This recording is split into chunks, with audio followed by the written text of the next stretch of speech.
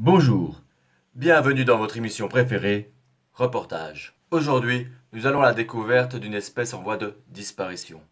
Nous n'allons pas à Paradisa, mais bien dans le paramédical.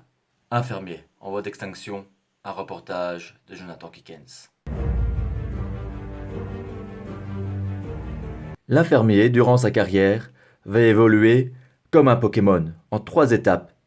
La première étape, le jeune infirmier. Toujours motivé à reprendre des nuits, à faire des heures supplémentaires. Deuxième évolution, le panda. Troisième évolution, l'infirmier en fin de carrière, le dinosaure.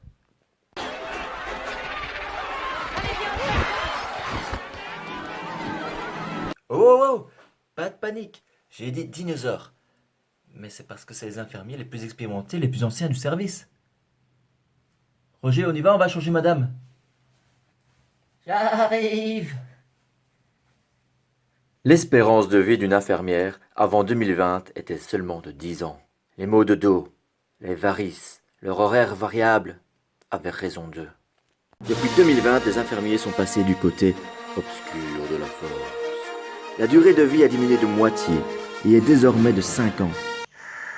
Luc, je suis ton infirmier.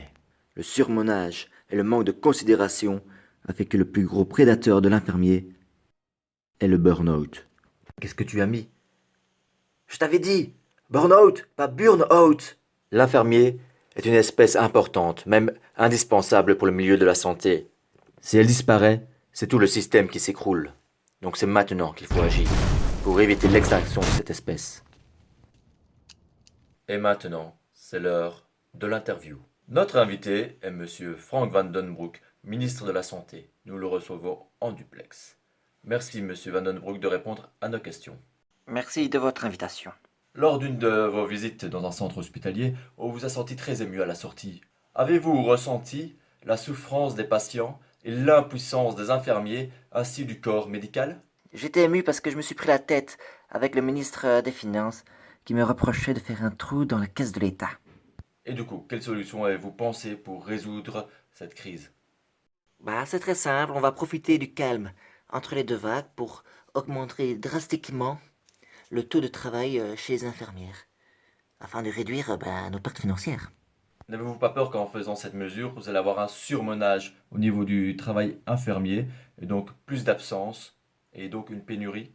Vous savez, dans Grey's Anatomy, je ne vois pas d'infirmier, donc on pourrait faire bien sans. Oui, mais c'est une série quand même. Et quoi, le Codeco, c'est pas une série peut-être?